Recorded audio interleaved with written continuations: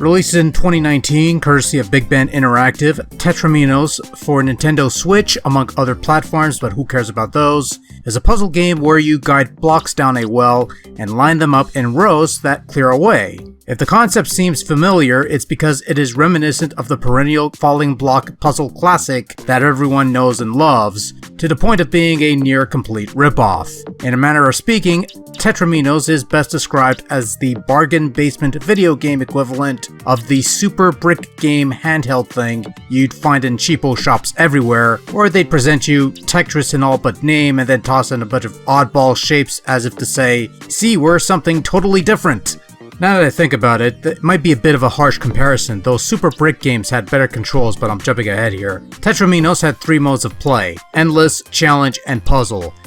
Endless, of course, being the usual endless marathon mode where every X number of lines cleared, the drop speed goes up.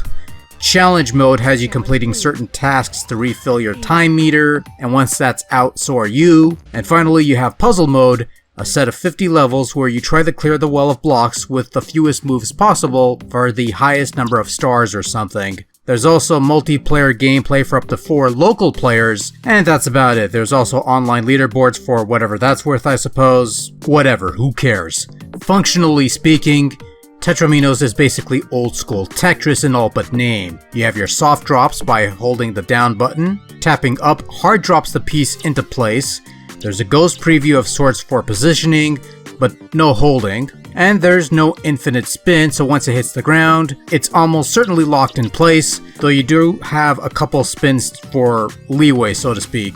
The caveat with this bootleg Tetris experience are all the extra pieces, your 2-block bits, your 1-block, your cross-block, these oddball bits that you'd normally find in knockoff versions of the Soviet mind game. They're mostly convenient for filling minor holes, but not much more than that, and the cross piece tends to come along at times when it's most inconvenient to your progress. The other major caveat is that Tetraminos doesn't quite control as well.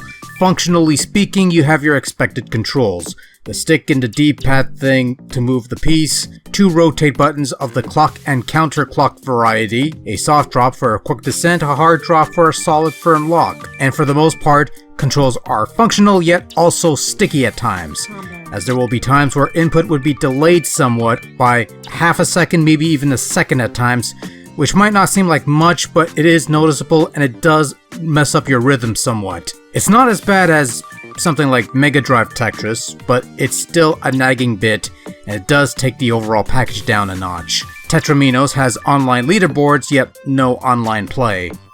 Not that it really needs it, since there's already a Tetris game on Nintendo Switch that excels in online multiplayer just fine, and this ain't it. You have various modes of play, but nothing akin to level select or anything else unless you're playing the puzzle mode.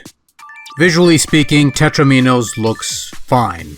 Blocks look like blocks, the background is a constant shifting of shapes, colors, and lighting effects, which sometimes conflicts with the ghost preview gimmick. And so if you're relying on that, it'll mess you up a bit, but otherwise, it's not a bad looking game of the cheap variety, it's okay, I guess. No better than other modern Tetris-like games these days, I suppose. Sound-wise, on the other hand, it's got a couple stock tunes that are your generic-y sounding techno tunes and stuff bits. Sound effects are just kinda sorta there, and there's a barely audible announcer declaring things like combos or color strikes and stuff. It's there. For those wondering, color strikes take place when you clear a line that's all the same color, because the blocks come in different colors and that's what's different, and I don't know, who cares.